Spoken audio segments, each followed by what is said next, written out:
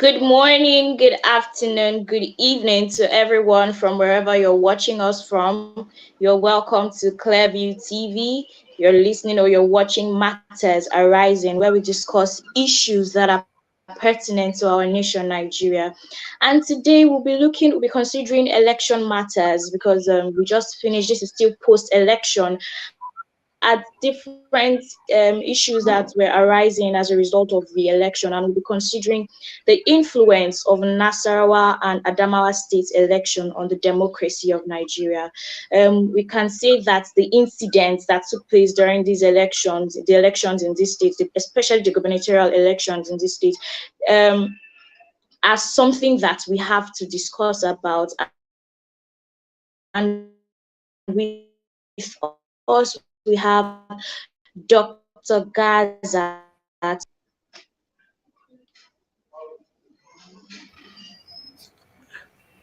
Okay, good afternoon, everyone.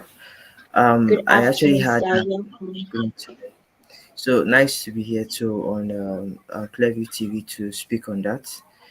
Please, I didn't get the last question. Someone had a call had come into my phone, so I got interrupted by the network. So you can just repeat it so we can be together. Thank you. All right. I was just welcoming you. I haven't asked any question yet. I can see that you're already prepared for our questions and you just want to pour out all your knowledge. Yes, we're here for it, sir. Thank you very much. You were with us the last time on Clearview TV and you gave us some insights on the Nasarawa state election. And this time around, we want to look at Nasarawa and Adamawa states and the impact that they have had, the election has on Nigeria's democracy. So I'm going to start by asking, can you just give us like some idea of what exactly happened in Nasarawa State and what exactly happened in Adamawa State? Yes, sir. With Okay. regards to the Thank gubernatorial election. Yes. Thank you. Let's look clearly into Nasarawa State election. Nasarawa have 13 local governments and collation of results being done at the polling unit, the ward level, and also at the state level collation centers. Results were collected at the polling unit level of all the elections where individuals who voted at the polling unit took pictures of the election results and started uploading online. These were individuals who were collating it based on what they saw at the polling unit and making such uploads online. And also, they had also tried their best to enforce that results at the polling unit were being uploaded at the IREF so that individuals too who are far, who cannot access the social media, can see such results on the IREF. And after collation at the IRF, results were taken to the ward collation centers, where all results of all polling units were being gathered at the ward collation centers, and they were worked on and imputed on one single board sheet for the ward collations center. From that unit, results of ward collation were being taken to the states or local government collation centers where results were being harmonized from each ward to bring one single sheet results, where results were also announced and taken to the states collation centers. Looking at Nasarawa State clearly, what happened in Nasarawa State? um Results in Awe local government, not all results in Awe local government was collated in Awe local government. Some of the results in Awe local government were taken out of Awe local government and brought to Lafia, which was wrong. And um and it shows that INEC to an extent had a faulty system accepting that or allowing that to happen in those local government. That is one. Now, two, results of Lafia local government were being collated, but the last results from two wards were being withheld. The result from Gayam ward and the results from Chiroma ward. And and and the last result that actually came to the state collation was Lafia local government results, because they were waiting for Gayam and Chiroma ward. And these were the two wards that results were being manipulated, fastidious figures were being imputed into the results. For if let me say a falsified result was being created from these two particular words, which brought in the sitting governor to emerge as the candidate being declared by INEC. Results from Karo and all local government that are even far away from Nasarawa State got into Lafia before Lafia local government result was being brought into the state collation center. If you look at the results and how INEC worked its way out to maneuver those results to get a figure to announce in Nasarawa State, you can also compare what happened in Adamawa State. Adamawa State election was ongoing, everything was good, everything was fine. It got to the end of the results where I think over 72 units areas were being cancelled, and the votes in those units were over 47,000 votes, which led to the state returning officer to announce that the election was inconclusive. And when the result was announced as inconclusive, I think him announcing the results inconclusive as an inconclusive election is even better than what happened in Nasarawa State, because it will have made more sense for the returning officer of Nasarawa State to have announced Nasarawa result as inconclusive, since they were trying to impute results at the state level and there was no harmonization when they were compiling those results. So it was better for him to have even announced the elections as inconclusive than for him to have announced or declare a winner for that particular election that took place on the 18th of March in Nasarawa State. Then you take an X-ray of the elections. There was a rerun in those particular areas. Also, there was a recollation of results there, and I will call the Adamawa State elections to be a dramatic election that no one has ever seen in Nigeria, where the residing electoral commissioner of the state came out to announce results of the election, which it was not his duties or his responsibility to do that. It was actually the duties of the returning officer in the person of Professor Mohammed to announce the results and not the work of the rec of the state. So if you look at the whole thing and you ask yourself this simple question about democracy in Nigeria and how the elections have impacted the country, you look at Nasarawa State election as an election that was fully manipulated, and it has not actually allowed democracy to triumph. And if you look at the dramatic election that happened in Adamawa, if you look at it closely, x-raying it, you also see that the election was manipulated, but at the end of the day, democracy triumphed, because the people of Adamawa State did not accept it, and they were so brutal to an extent about the elections, and their voices were being heard in the other hand of it. So it's a plus for democracy, since at the end of it, Fitiri had been declared the winner of the election after INEC tried to maneuver the election over and over again, but it was not a success for them. So I feel Adama election was also manipulated, but at the end of it, the day, the people have gained their mandates, because the concluding side of Adama's election, it's the good side, and why that of Nasarawa State is still pending. So that's my take on these two scenarios on democracy. Thank you. Okay, thank you very much, sir, for that background knowledge that you've given us. I just want to kick off from the last interview that we had with you, where you rated the presidential elections a 50%, and then the gubernatorial elections you rated it a 15%. So I want to ask, what exactly caused this difference in the ratings? What made the presidential election much better or better than the gubernatorial election? Okay, I would say the political actors in Nigeria had not understood. They had, let me say, a minimal understanding of how the beavers worked.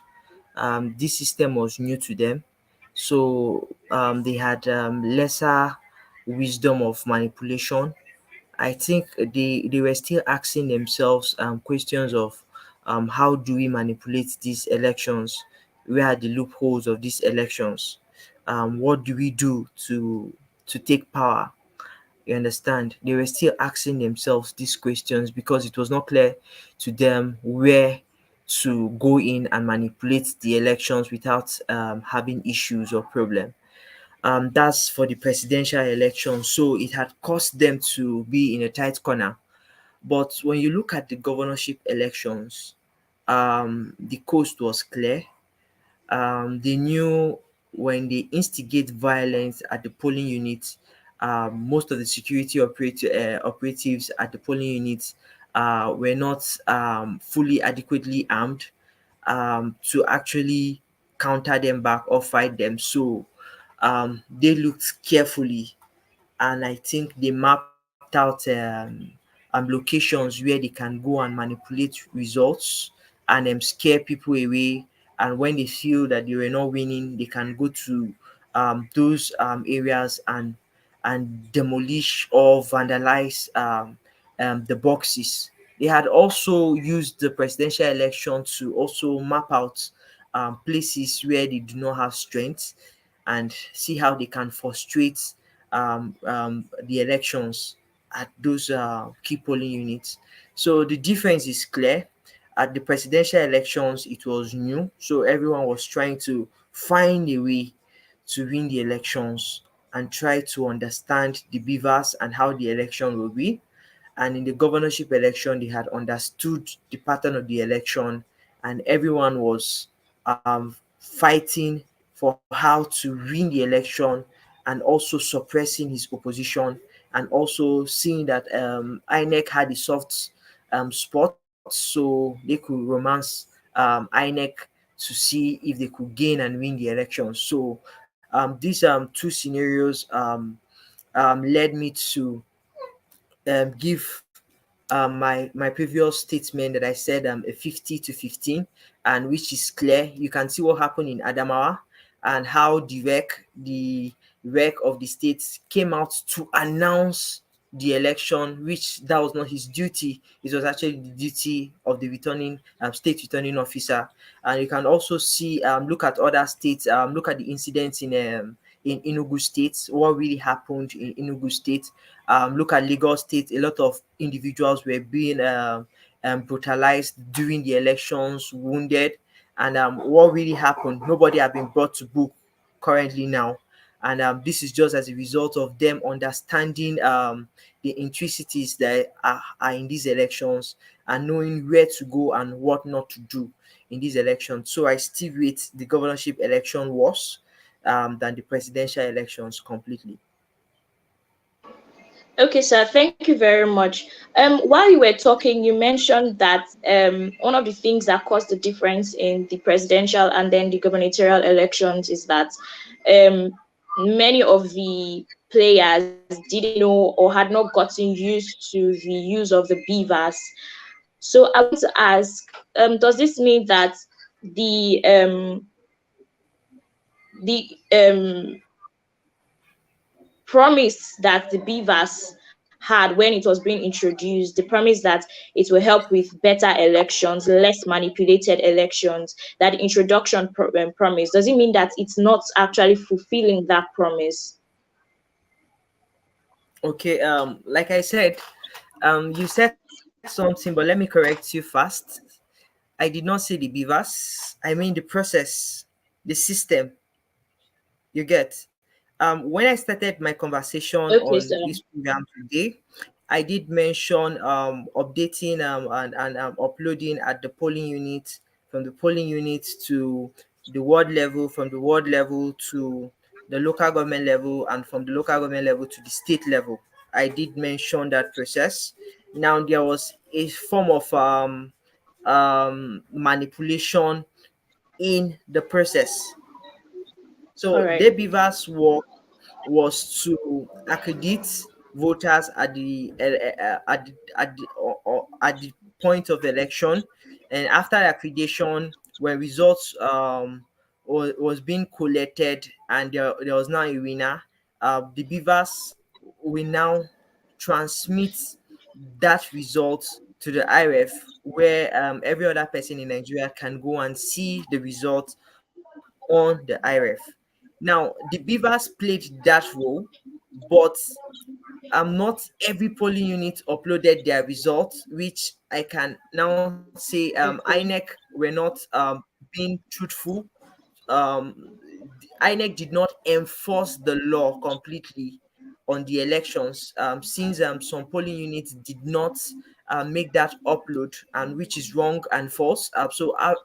INEC to a point were not accountable enough to stand by their words, and their integrity to an extent is being questionable by us Nigerians because they did not fulfill what they said. That is one. Then two, the process was being manipulated. The process of the election was being manipulated. And as I clearly said, at the world level or local government level, results were being manipulated. Figures were being tampered with. Like in Latvia, precisely, the total number of voters that voted for the House of Assembly and the total number of accredited voters for the governorship election for Chiroma ward are not the same for one election. That one, the same beavers was used. I don't know if you understand what I'm saying. Yes, One I beavers do. was used to take accreditation of all the voters that came to vote for one particular election. But the total number of voters in the same electoral ward is different. How is that possible? You understand? It is possible Yes, because no. the results were not manipulated on the beavers, but it was actually manipulated on the broadsheet of the word. So the results being collected on the beavers can still be checked, and a better result of what was used on the day of election is still there and intact to prove that the results of the elections are still there.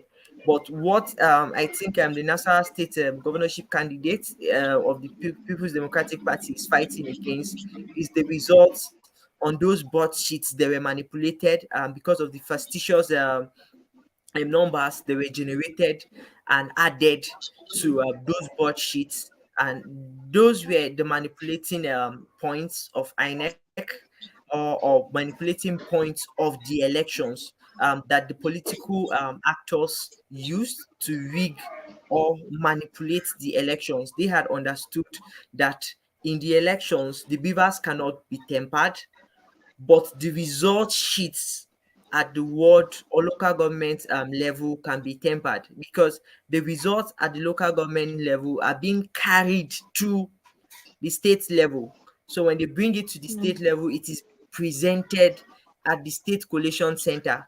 Then, if you do not have evidence enough to counter it, it is being scored into the state sheet and announced.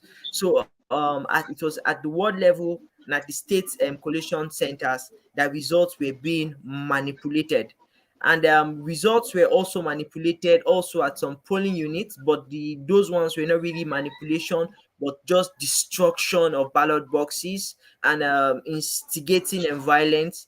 So when violence is being instigated, the results or that particular polling unit can be cancelled because of violence. So these were just the techniques that were being employed in these particular elections, because someone needs to win the election by fire by force.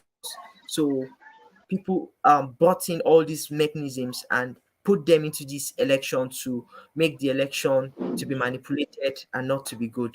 Thank you. Okay, thank you very much, sir, for that enlightenment. Thank you so much. Thank you also for the correction.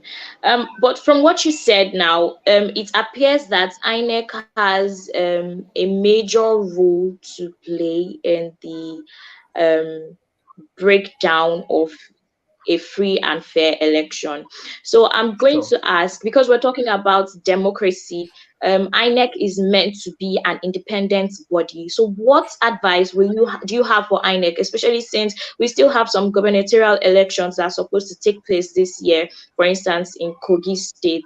And so what advice do you have for INEC to trust them once again that truly we voted and what we voted for is what we're seeing as the results? Okay. First of all, I will call on INEC to look at the Electoral Act that was presented at the National Assembly and follow it squarely as it was said. First of all, INEC had said the results be transmitted at the polling units. That should be adhered to, and all results they were being announced, and results of the EC40 or EC39 that was said by INEC to be placed at the polling units should be placed at every polling unit, so everyone at that polling unit can snap the results officially and post, apart from what they are giving to what is being given to all the agents of all political parties. Two, during the course of these elections, you will notice that at every polling unit, INEC did not supply vehicles, or they were vehicles, but INEC were staffs were asking the electorate for vehicles to convey electoral materials to the state level, that's from the ward level or from the polling unit level. That also is wrong. So there should be adequate vehicles provided to carry both party agents and also INEC officials at each polling unit down to the ward level, or and from the ward level also to the the state level. If you look at the elections clearly, polling unit agents can actually escort the elections and the electoral materials from their polling unit to the ward level. What When they meet the ward representative there, they give them a copy of the results. But coming to the state level, the ward returning officers are not really allowed to go into the states or the local government collation centers. So how do you now give your results to your representatives that are inside? That is one question that INEC needs to answer. And these results are meant to be given to your agents who will stand in there and counter those results. So most times, agents are forced to snap those results and send copies as e-copies to their agents, which is also good. But in the other hand, it can be contested by any other person as being a manipulated result that you have on your phone. So I want INEC to look at the Electoral Act, and work with the act completely, and let them allow the voices of Nigerians to be heard. And I will tell INEC, if you allow the voices of Nigerians to be heard, it's going to be a plus for our democracy. But your inability to allow us to express ourselves through the ballot paper, and I'm allowing these political actors to manipulate the system, will not allow democracy to triumph in Nigeria. We need a system that is working. We need a system that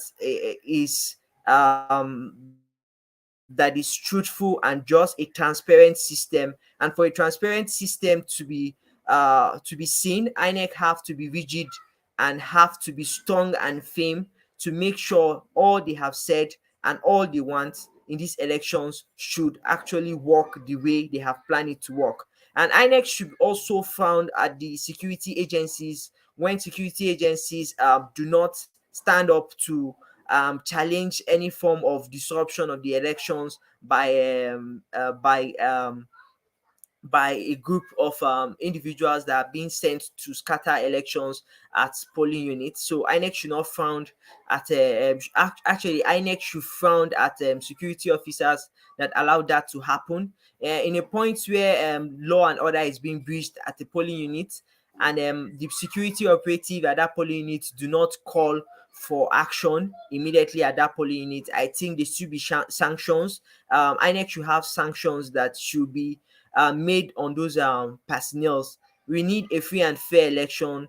We need an election where the voice of all Nigerians will be heard and it will be allowed to be counted at those polls at each polling unit. So INEC should be famed and INEC should work with the Electoral Act. That's my message for INEC this afternoon. And I really would not want to add more words to what I've already said in regards to INEC and what I feel and what I'm expecting them to do in the next set of elections that is going to be happening in Kogi and Edo states. And I think that's just my submission for now.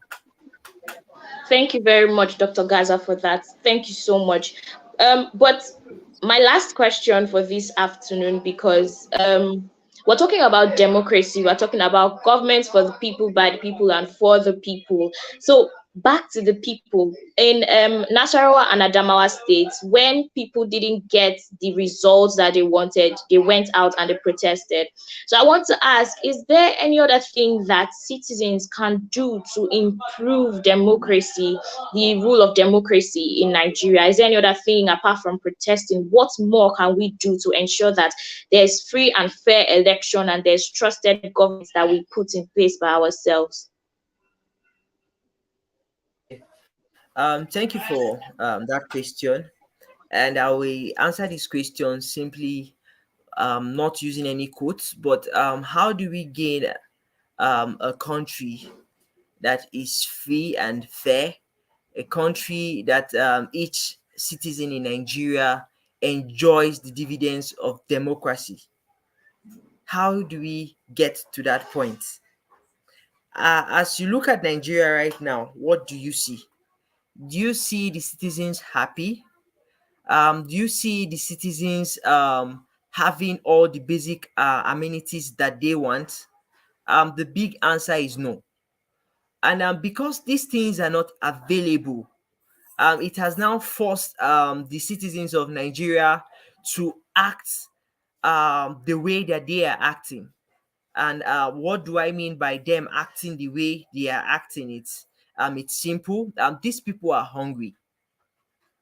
So when you give them resources, they are forced to do what they want, not what they think, or what they think. They just do what they want. So these people are hungry. So these politicians have understood that these individuals that are hungry needs resources. So they always give them resources, and these people are forced to come to the polling unit and disrupt the process of elections. Now we now have another set of individuals in Nigeria that want Nigeria to work. Now, this set of individuals that want Nigeria to work are now the ones that are coming out on the streets to protest. This set of individuals that want Nigeria to work are now the same ones, group of individuals that are going out on the social media, calling out on INEC and all individuals in government, telling them we want this system to work.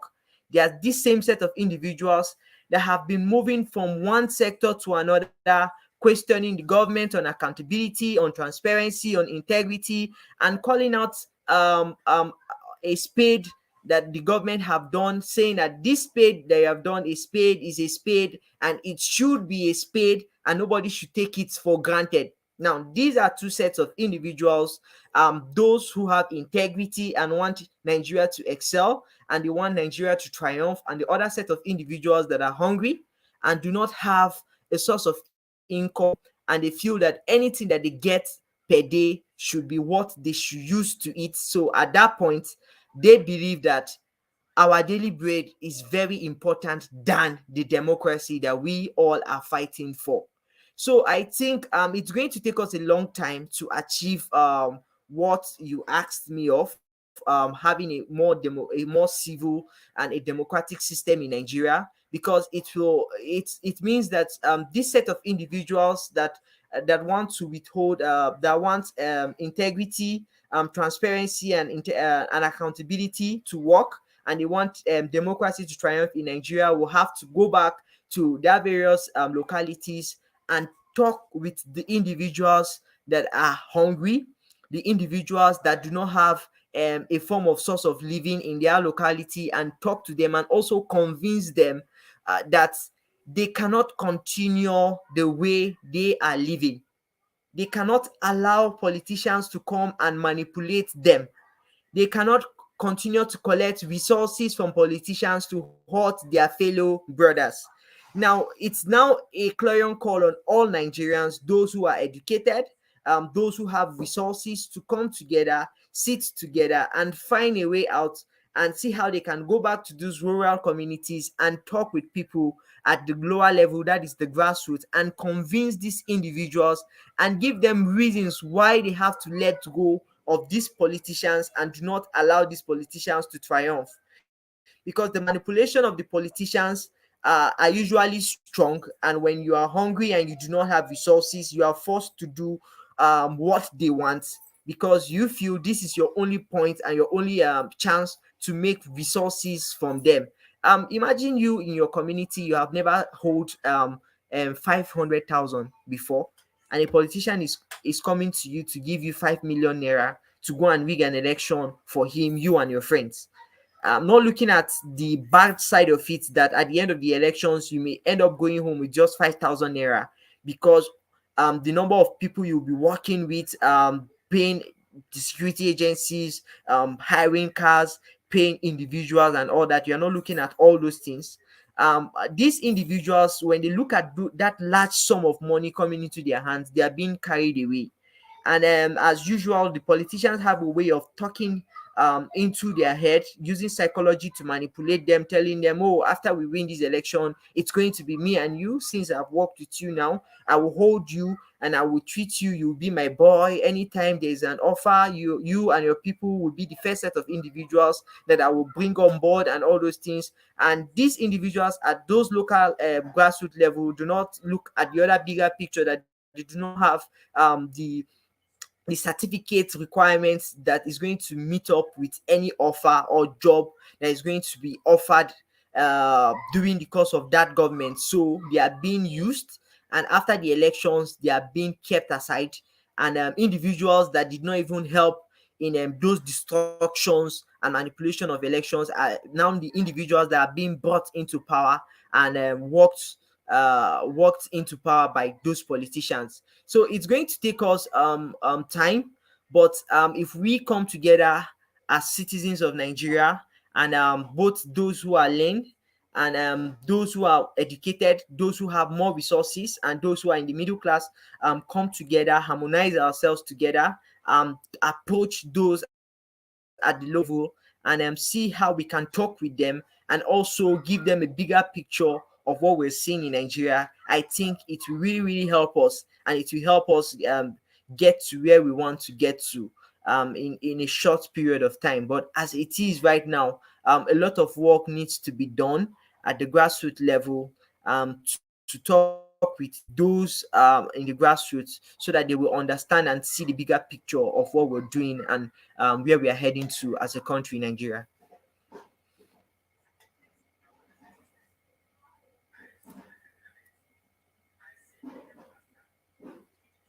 Thank you very much, sir. Thank you for those pieces of advice, and it was very, very nice having you with us. We're very grateful. Thank you once again, sir. Now, something that I picked from what you said, and I want every one of us to take home with us, is firstly to INEC. You should look at the Electoral Act and follow the procedure, so that once again, as Nigerians, we can trust that really you are an independent body that can carry out a free and fair election. So we can trust that the persons that we vote into position are actually the persons that we see. So we don't have issues like what happened in Nasarawa and in Adamawa repeating itself, especially in the consequent elections. We still have some elections, some gubernatorial elections that will be taking place this year in Kogi State and in Edo State and some other states. we want to see an improvement in how INEC run the election. And then two, citizens, Dr. Gaza has classified us into two: the hungry people and those that actually have integrity and want to see Nigeria get better. We all need to work together. We need to work hand in hand for us to see a much better Nigeria. We need to hold our we need to hold those in authority accountable so that we can see this nation get developed. You can see this nation be improved. You can see democracy actually being